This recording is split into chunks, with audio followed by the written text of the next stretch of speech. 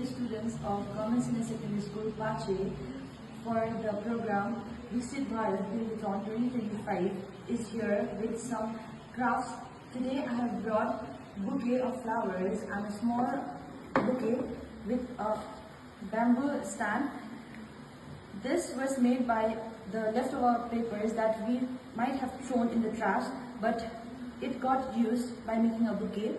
You can cut the paper and roll it and make this kind of flower with the stand of like your waste of the roll that you have to cover the copies. You can use it for the base so that you can have a base where you can grab it and you can build this. This can lead us to like trash management, which will help us managing waste.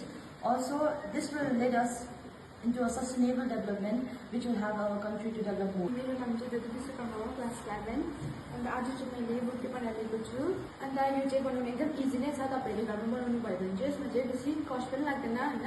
अनि तपाईहरुले किन्नु भयो भने चाहिँ अलिकति महँगै पर्छ, price पनि लाग्छ। अन्त घरमा तपाईहरुले पेपरै काटेर बनाउनु भयो भने पनि तपाईहरुले बेच्नु पनि सक्नुहुन्छ अन्त तपाईहरुले आफ्नो साथीहरुलाई गिफ्ट पनि गर्न सक्नुहुन्छ। Thank you. Good morning everyone, मेरो नाम चाहिँ प्रसन्न हो अनि आज चाहिँ मैले यो बनेको ल्याएको छु। यो चाहिँ वाटर बोतलहरू हाम्रो एकदम सजिलो हुन्छ अनि यसमा चाहिँ बेसिक निड्स के छ भन्दाखेरि चाहिँ यसमा हामीले जो धागो चाहिन्छ अनि कुर्सी कि नभए काँटाले हुन्छ नि त्यो बुन्ने, त्यसले बुन्नुपर्छ अनि यो साइडमा चाहिँ एउटा कडा खालको उयो हाल्नुपर्छ अनि बुन्नुपर्छ अनि चाहिँ वाटर हुन्छ नि त्यो क्यारी गर्न चाहिँ एकदम सजिलो हुन्छ। नाम चाहिँ सृजना हो अनि आज म तपाईँहरूको समक्ष ड्रिम क्याचर लिएर आएको छु अनि यो बनाउनु चाहिँ एकदमै सजिलो हुन्छ।